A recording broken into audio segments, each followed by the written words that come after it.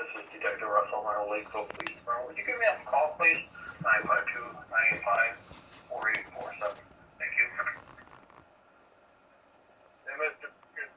Deputy Matt Shepard from the Sheriff's Office in Dakota County. Calling back to just have some paperwork for you. 651-775-0745.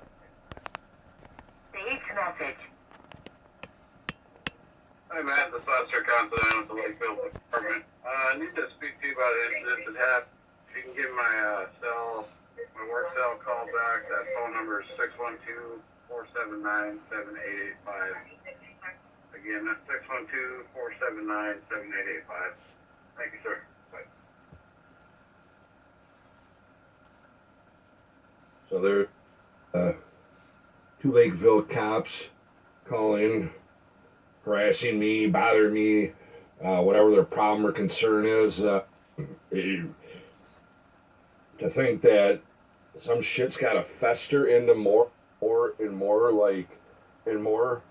when a problem was addressed to their attention, and instead of them addressing it and putting their own employees responsible and accountable for their actions, look at what Dakota County has chosen to allow stuff to fester into.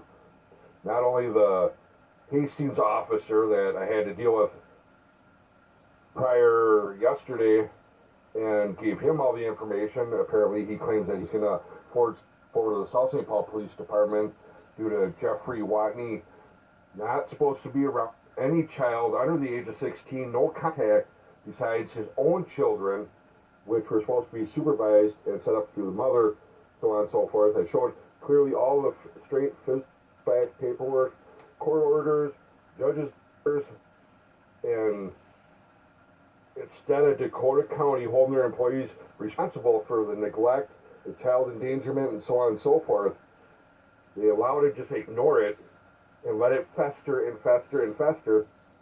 Not only a West St. Paul cop showing at my house, beating on the door, threatening me about some restraining order Mark Mello's filing with, where is it?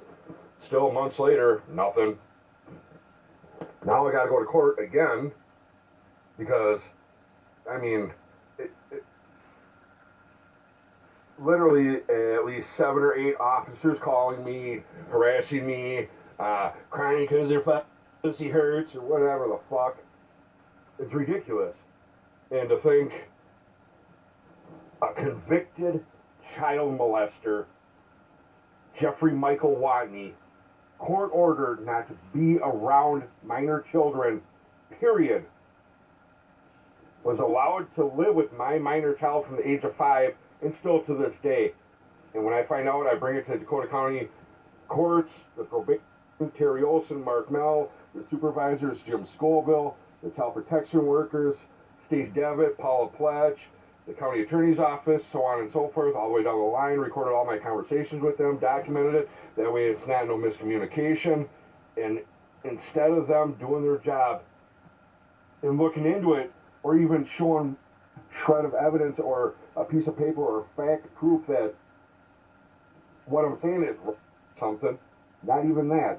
They choose to just ignore it and just like it's just going to go away. A convicted child molester around minor kids, and instead of Dakota County Attorney's Office, West St. Paul Police, Lakeville Police, the Burnsville Police, and now like me having to go to court again on some fucking BS when they're not even willing to hold a convicted child molester responsible for being around juvenile minor kids that ain't even his own, living with him in the same house that he owns, under the same roof, a kid that's not even his, from the age of 5, living with him, PO, probation, county workers, the child protection workers, every single one of them, all been aware, outed, like, and they choose, like it's no big deal.